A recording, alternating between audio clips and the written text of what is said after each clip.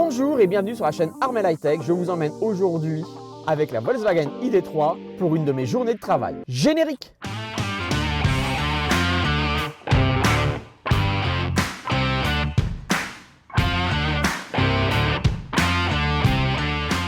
Bonjour et bienvenue sur la chaîne Armel High Tech. Aujourd'hui une vidéo un peu spéciale. J'ai emprunté la Volkswagen ID.3 à Rosen et je vais vous emmener aujourd'hui sur une journée typique de mon travail pour vous démontrer qu'avec une Volkswagen ID.3 notamment, c'est tout à fait gérable. Aujourd'hui c'est une journée où on va réaliser à peu près 245 km, donc c'est pas mal de route. Et je vais vous montrer un petit peu avec la Volkswagen ID.3 comment est-ce qu'on peut gérer tout ça. De la prévision de charge, du trajet, de la prévision, du suivi de nos consommations, etc. On va commencer ensemble sur la prévision de charge. Donc ce matin, je suis parti avec une batterie à 79%, j'avais demandé 80%, elle était à 79%. Et comment est-ce qu'on programme sur la Volkswagen ID.3 la planification de charge? Donc on regarde ça tout de suite ensemble. Hop, je vous fais un petit focus, voilà, sur la partie multimédia et on regarde ça. Donc, pour définir la recharge, là vous voyez pour l'instant je suis à 55% de charge, il faut définir ce qu'ils appellent un lieu de recharge. Donc ici j'ai défini la maison, mais je vais vous montrer, on va faire un essai ensemble. Donc il va falloir définir qu'à un endroit spécifique, c'est défini comme un lieu de recharge et on va définir comment ce lieu de recharge va se passer. Donc on va l'appeler essai, ok, et on va aller le paramétrer. Donc, sur ce lieu essai, on peut définir plusieurs plages et heures de recharge. Exemple, on va prendre celui-là et on va le définir. Moi, le matin, je pars à 7h45 pour aller au travail. Je vais lui demander que la voiture soit climatisée au moment où je veux partir, surtout que là, c'est l'hiver, donc c'est quand même plutôt sympa. Ici, on peut définir soit c'est une fois, soit on répète. Comme je vais définir plusieurs jours de la semaine, vous voyez ici, je peux définir des jours de la semaine auxquels je veux que ce programme fonctionne. Voilà. Donc sur ce programme-là, ensuite on peut définir si on veut réduire le courant de charge. Alors la réduction de courant de charge, sincèrement je ne l'ai pas encore trop testé, je ne sais pas jusqu'à combien il diminue mon courant de charge, je pense que c'est 50%. Mais là, si vous le savez, dites-le moi en commentaire. On va pouvoir définir un niveau de charge minimum où au moment où on se branche, elle va déclencher la charge sans attendre la plage horaire. Donc ici, si j'arrive à moins de 10%, elle va se déclencher tout de suite. Elle ne va pas attendre. Si ensuite on définit le niveau de charge maximum, exemple, moi ce matin je suis parti à 80%, enfin 79%, on peut définir 90, 100, voilà, 80%. On peut définir des horaires préférés, notamment si vous avez des plages d'heures pleine, heure creuse. Moi, je n'en ai pas. Mais si vous en avez, vous pouvez par exemple ici lui définir je veux que tu commences à 22h et que tu finisses à 6h, que tu charges dans cette plage horaire parce que c'est mes horaires d'heure pleine, heure creuse. Moi, je n'en définis pas. Ou alors, tiens, si, voilà, et je veux que tu commences à 7h45, à 22h et que tu finisses à 7h40. Comme ça, moi, ça peut me donner une sécurité pour me dire je ne veux pas que tu charges au moment où je peux utiliser pas mal d'électricité dans la maison, four, micro-ondes, etc. Vous savez que je suis limité à 6 kVA et que ma borne n'a pas de délestage. Voilà. Donc, ça peut être une solution de le faire. Je peux lui demander de déverrouiller automatiquement le câble. Sur la Volkswagen, pour déverrouiller le câble, il faut la télécommande et déverrouiller les portes pour que ça déverrouille le câble au niveau de la prise. Voilà, ça peut être pratique le matin quand on sort pour sauter dans sa voiture, qu'il ait déverrouillé automatiquement le câble. Voilà. Et ici, il vous indique la position GPS du lieu où je viens de le faire. Et donc là, voilà, je viens de définir point de charge avec une programmation de charge et de clim. Voilà comment ça se passe sur la Volkswagen ID.3. Ce n'est pas tellement différent de la planification sur la Tesla. Voilà. Et puis, si je veux le supprimer, voilà, hop, je supprime. Voilà. Donc moi, c'était la maison qui était définie. Hop. Voilà. Donc moi, j'avais défini, voilà, 7h45. Pas de réduction de charge, 10-80%. Oups. Je n'avais pas défini de plage d'heure de début de fin. Je n'avais pas demandé le déverrouillage. Voilà. Donc ce matin, je suis parti à 80%. Je suis rendu sur mon lieu de travail. J'ai regardé sur ABRP. Je vais vous le mettre en intégration. Et sur ABRP, il m'avait indiqué que je devrais arriver à 60% de charge. Je vais vous mettre en incrustation différents moments du trajet. Et en effet, ce qui est assez génial, vous voyez sur l'écran, c'est qu'avec l'Apple CarPlay, on peut donc voir sur notre GPS la planification, le GPS ABRP et là on sait notre charge actuelle, notre charge à destination. C'est vraiment une fonctionnalité d'ABRP qui est extraordinaire que malheureusement pour l'instant je n'ai pas encore chez Volkswagen. On devrait bientôt avoir une version 3.1 de notre multimédia qui nous affichera ici à la fois le kilométrage, le pourcentage. Mais ce n'est pas encore disponible, mais j'ai toujours pas le pourcentage à destination avec le GPS. Donc ABRP est très pratique là-dessus. Et donc ABRP me prévoit en partant à 79% ce matin et à la fin de ma journée d'arriver à 11% à mon domicile. Et il me prévoit une petite charge rapide sur une borne rapide qui semble être ouverte. Et moi, je n'avais pas eu l'info. Elle n'est toujours pas référencée chez ChargeMap. Mais j'ai bien été voir sur le site Allego. J'ai bien été voir aussi sur l'application. Je vous mettrai ici parce que j'ai un petit doute sur le nom. Et en effet, a priori, notre station de superchargeur Allego à Lorient-Lanester est ouverte. 4 bornes à 300 kW, 4 bornes à 22 kW. Normalement, il y a aussi des 50 kW, mais sur leur site internet, on ne les voit pas encore. C'est une très bonne nouvelle. Voilà le programme de la journée. On est parti. On se retrouve tout de suite. Voilà, je suis arrivé sur mon lieu de destination. Donc, juste pour vous faire un petit point conso, écoutez, depuis que je suis parti ce matin, depuis la recharge que j'ai fait ce matin, donc j'ai déjà fait 119 km. Pour l'instant, la consommation de la voiture est de 16,3 kWh ou 100 km. Vous voyez que là, actuellement, il fait 11,5. Je ne sais pas si je vous en avais parlé, mais quand je suis parti ce matin de mon domicile, il faisait 4,5. Quand je suis arrivé au bureau à 8h30, il faisait 1 degré. Et quand je suis parti pour venir chez mon client, il faisait 6 degrés. Donc on est plutôt en conditions hivernales bretonnes, on n'est pas dans l'est de la France forcément, mais voilà, c'est quand même frais pour notre climat. Donc forcément, ça a un impact aussi sur la consommation. Au niveau de la climatisation, donc la clim est en route, je vous montre ça. La clim est en route et je suis réglé à 19 degrés. Voilà, donc je vais repartir. Je pense que je vais m'arrêter, prendre un casse-croûte vite fait et puis retourner au bureau. Donc trajet retour. Si je vais sur ABRP, hop, CarPlay, voilà, ABRP, on va aller au lieu de travail. C'est quand même super pratique, moi je trouve. Voilà, donc là il va me prévoir, hop, 60 km à faire, il me prévoit d'arriver à 25%. Il est quand même assez fiable parce que moi il m'avait prévu je crois 40-41%, vous voyez que je suis arrivé à 42% de batterie. Il me prévoit 25% et ensuite je devrais arriver à aller une dizaine de pourcents à mon domicile ce soir. Ça pourrait poser souci si j'avais une urgence. Et donc là, il faudra que je prévoie une recharge en cours de route. C'est vrai que c'est de la souplesse par rapport à la Tesla Model 3. Tesla Model 3, comme je suis en batterie LFP, je peux partir à 100%, donc j'ai la totalité de l'autonomie. Là, je me suis programmé qu'à 80%.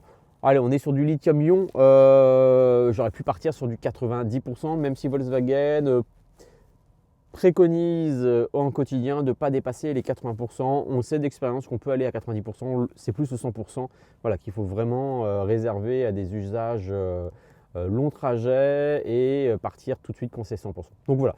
Donc j'aurais peut-être dû la charger à 90% ce matin. J'aurais été plus souple en termes de fonctionnement. Mais voilà, ça se passe bien. On est bien. Petit retour, super confort de conduite, c'est quand même assez impressionnant sur la Volkswagen ID.3. Le régulateur est vraiment génial. Le régulateur adaptatif prédictif de la Volkswagen est vraiment génial. Alors je n'ai pas ici le maintien dans la voie, c'est ce qui me manquerait. Mais alors quasiment là sur les 60 bornes que j'ai fait pour venir jusqu'ici, je me suis quasiment jamais occupé de l'accélérateur, du frein, peut-être une ou deux fois sur un stop et sur un rond-point. Sinon elle fait tout toute seule, elle anticipe vraiment bien, c'est très agréable. Il me manque juste le maintien dans la voie par rapport à ce que j'ai dans la Tesla. Voilà, écoutez, moi la voiture est chargée à bloc parce que j'ai récupéré pas mal de choses chez mon client que je vais ramener au bureau. On est parti, je m'arrête faire une petite pause miam et puis on se retrouve tout à l'heure pour un petit point. Allez, à tout de suite. On arrive bientôt à la fin de mon trajet retour sur mon lieu de travail. Voilà, il fait 10 degrés, grand soleil, c'est vraiment très agréable. La voiture est vraiment très confortable et comme vous le voyez, donc là je suis à, on va regarder ça, hop, je suis à 24% de batterie et Voilà, BRP me prévoit d'arriver, je pense qu'il y a un petit décalage à 25%. On est sur la fin du trajet, donc on est plutôt pas mal par rapport aux prévisions initiales. Donc vraiment aussi pour vous faire le comparatif avec ABRP, je vous rappelle pour que ABRP puisse récupérer ces informations-là, que j'ai synchronisé l'ID3 avec l'application Tronity, qui va venir récupérer quelques informations, très peu en fait. Elle va essentiellement récupérer les informations de pourcentage de la batterie. Tronity est synchronisé avec ABRP et à partir de là, ça permet à ABRP de connaître la voiture, de récupérer les pourcentages de batterie et derrière d'affiner la consommation à 110 km/h, qui est un petit peu la donnée d'ABRP pour estimer et affiner les consommations et les temps de trajet. Vous voyez que globalement c'est quand même assez fiable. Donc voilà, on est tranquille. Donc voilà, je vais arriver normalement à 25% de batterie. Mes consommations, hop, depuis ce matin, depuis le départ. Voilà, recharge depuis le départ, je vérifie, mais mes trajets sont bien les mêmes. Donc depuis le départ, on a fait donc 177 km. J'ai consommé 15,8. Donc vous voyez que ma consommation a quand même bien baissé. Je vous donnerai à la fin les consommations sur chaque tronçon. Pour qu'on regarde ça. Mais vous voyez, on est sur une consommation de 15,8, 15,9 kWh au 100 km pour des températures entre, donc j'ai eu le plus bas ce matin 1 degré et là on est plutôt à 10 degrés. Donc voilà, moi j'ai le compteur qui m'indique que j'ai encore 108 km faisables par rapport à ma consommation à 25% de batterie. Donc ça veut dire que les 400 km au rythme où je suis sont largement faisables.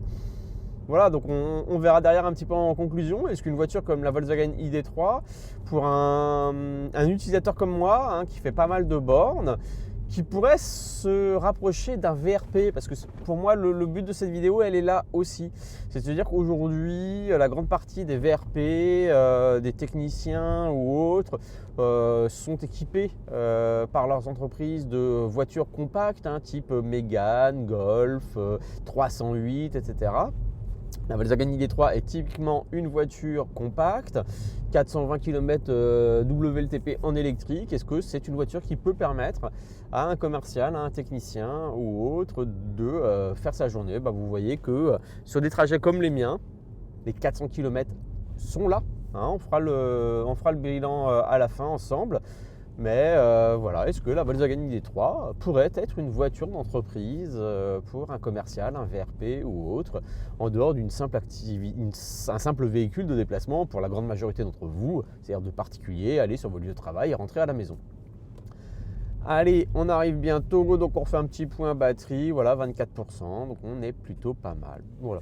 Au niveau multimédia, sincèrement, je voulais refaire un petit retour avec vous aussi en termes de confort par rapport à ma Tesla.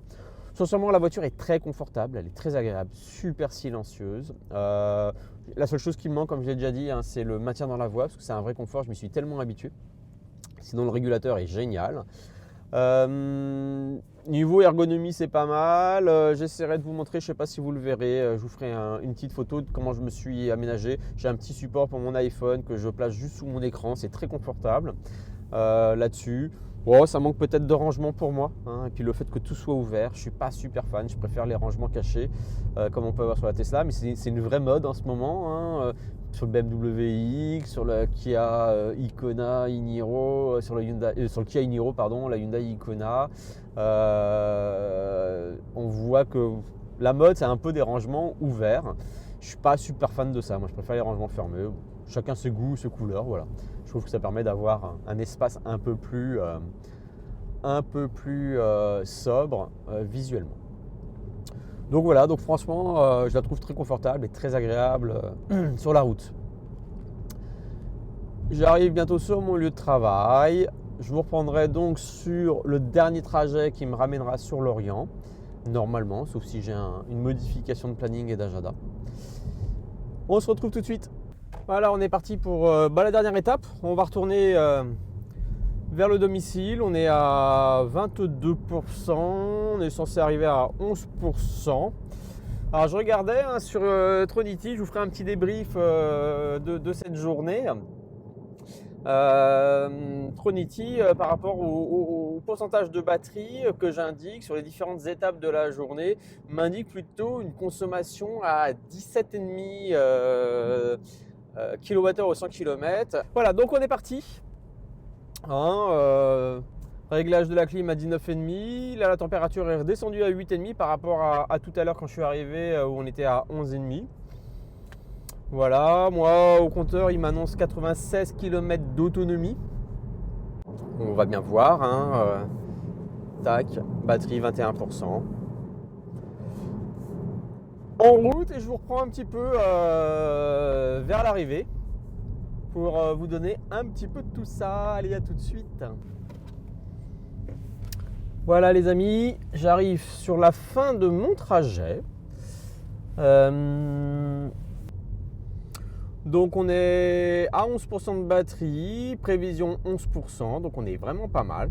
Donc encore une fois, je trouve que ABRP est un très très bon compagnon pour les voitures qui ont Android ou Apple CarPlay. Et qui complémente vraiment très très bien le multimédia, notamment pour l'ID3, parce que il ne va pas me prévoir ou m'afficher le pourcentage à destination, et c'est quand même super important.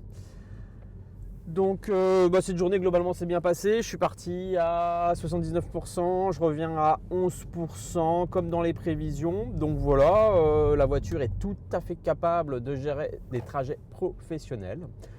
On se retrouve tout de suite après pour vous, pour faire un petit peu la conclusion de tout ça. Allez, on se retrouve. Voilà, on se retrouve à bord de QWERTY dans la Tesla, parce que c'est quand même ma voiture officielle pour le boulot. Et on va débriefer ensemble de ces trajets donc avec l'ID3 sur cette journée, sur un peu plus de 245 km. Alors je vais vous mettre en incrustation, je prends mon petit pense-bête pour vous montrer un petit peu toutes ces données. Alors au niveau des consommations, voilà, j'ai rentré dans Ionity les différents trajets. Et vous voyez que sur les 4 trajets, donc sur le trajet du retour, je suis à 14,8 kWh au 100 km, donc de mon lieu de travail jusqu'à Lorient à mon domicile. Sur le trajet aller, donc pour monter de mon domicile à mon lieu de travail, là j'étais plutôt sur une consommation moyenne de 17,8 kWh. Ensuite, sur le trajet aller-retour sur Pontivy, en déplacement professionnel, 17,6 kWh à l'aller, 17,5 kWh au retour. On est sur une consommation moyenne sur la journée de 16,8 kWh. Je regardais un petit peu cet été au mois de juillet, alors c'était pas du tout les mêmes conditions climatiques, c'était pas les mêmes températures ou autres, mais j'ai fait à peu près ce même trajet avec la Tesla et on était plutôt autour des 12,8, 13 kWh au 100 km.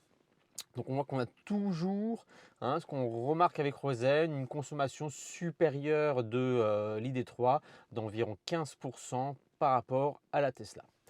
Alors, si je fais mon petit calcul, on regarde ça ensemble.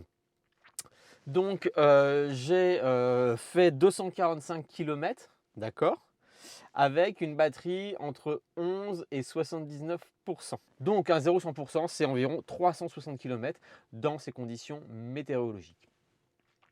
Pour une batterie de 58 kWh. Alors, moi je regarde un petit peu en ce moment avec la Tesla, je suis autour des 380 à 390 km. Donc il y a toujours ce petit delta de 20 km qu'on retrouve sur le cycle WLTP. Dans des conditions plus fraîches. Je ne vais pas te parler d'hiver en Bretagne par rapport à l'est de la France, en montagne ou autre, mais on est quand même sur des températures maintenant autour des 5 à 10 degrés dans la journée. C'est beaucoup plus frais et je vois qu'on a une consommation supérieure. Je vous ferai une vidéo là-dessus, justement à ce sujet-là, de 6 à 9%. Donc aujourd'hui sur la Tesla, je suis plutôt revenu sur une autonomie autour des 380 km et là sur l'ID3, 360 km. L'inconvénient de l'ID3, pour revenir au thème de la vidéo, l'inconvénient de l'ID3, c'est sa capacité de charge. C'est-à-dire qu'on est sur du lithium-ion, lithium-manganèse, cobalt de mémoire, si je ne dis pas de bêtises. Et les conseils d'utilisation, c'est plutôt de charger au quotidien à 80 voire 90% de la batterie et de ne réserver le 100% que vraiment sur des gros trajets. Moi, comme vous le savez, je peux faire entre 250 et 350 km je peux faire entre 250 et 350 km tous les jours professionnellement. Et donc ça devient une petite contrainte pour moi l'ID3, c'est-à-dire que dans l'idéal je vais charger qu'à 90%. Dans l'idéal je ne vais pas essayer d'aller chercher tous les jours le 5%. Donc si je reviens à 10%, je vais utiliser 80% d'autonomie de la voiture. 80% des 360 km sur la consommation que j'ai fait, c'est 288-290 km. Ça peut être un petit peu juste. C'est vrai que la Tesla m'offre une grande souplesse avec sa batterie LFP sur le modèle Standard Range Plus et sur le modèle 3 que vous allez avoir sur 2022, où là je peux aller jusqu'à 100%. Et là à 100%, si je prends les 390 km, je peux utiliser facilement donc 90% si je veux faire du 10-100. Et là, je suis à 351 km d'autonomie. Donc là, la Tesla m'offre une plus grande souplesse au quotidien que l'ID3 avec notre batterie 58 kWh. Et donc là, je vais vous mettre en incrustation. Je pense que je choisirais l'ID3 pour des déplacements professionnels si c'est une voiture qui peut vous intéresser, parce que tout le monde ne peut pas rouler en Tesla, tout le monde ne pourra pas avoir une Tesla pour une activité professionnelle quotidienne. Eh bien, moi, je vous conseillerais plutôt donc à ce moment-là la batterie 77 kWh de l'ID3, parce qu'en fait, il y a eu un repositionnement tarifaire au début de l'été, un petit peu avant l'été de Volkswagen. Hop, voilà. Si je reprends, j'ai fait une configuration donc de l'ID3 en gamme Pro Business. Et hop, voilà. Tac, en gamme Pro Business. Je suis sur un tarif de 44 410 € prix catalogue, avec donc le moteur 150 kW comme celui que nous avons actuellement sur la nôtre, deux jantes équivalentes, la même peinture métallisée, l'intérieur gris-noir, et là avec une batterie de 77 kWh. Et là, j'arrive, avec la consommation de l'ID3 qui est supérieure à celle de la Tesla Model 3, j'arrive aussi donc sur une autonomie entre 10 et 90%, autour des 350-360 km. Et là, pour moi, c'est beaucoup plus souple. Donc vous auriez à la prendre d'un point de vue professionnel. Moi, je vous recommanderais plutôt de prendre la grande batterie sur l'ID3. On est en dessous des 45 000 € TTC, donc on bénéficie de la prime de l'État 6 000 €. Et là, j'ai mis des options, j'ai mis la peinture métal, j'ai mis des jantes alu, etc. C'est vrai qu'en voiture professionnelle, en voiture de flotte, on n'a pas forcément tout le temps ces équipements-là, donc on peut économiser. Et chez Volkswagen, contrairement à Tesla, il y a de la négociation. Nous, on avait pu négocier, etc. Et l'ID3, qui était à 44 000 en prix catalogue, on ne l'a pas eu à 36-37 000 € avec l'aide de l'État. On l'a plutôt eu autour de 33 000 € avec la négociation. Ce qui fait que derrière, elle devient quand même compétitive financièrement, même si sur le prix catalogue, on est sur des niveaux équivalents de la Tesla Model 3 SR+. C'est vrai que si on compare comme ça, on se pose pas de questions. On prend la Tesla, elle est plus efficiente, elle est plus efficace, elle est plus souple en batterie, etc. Certes, mais au final, c'est vrai comme on a des négociations commerciales avec des gens comme Volkswagen notamment, au final, elle coûte moins cher. Voilà. Donc le but de cette vidéo, c'était pour prouver que sur une journée professionnelle, l'ID3, 250 km dans la journée, elle le fait sans aucun souci. Merci d'avoir regardé cette vidéo et à bientôt sur la chaîne Armel High Tech.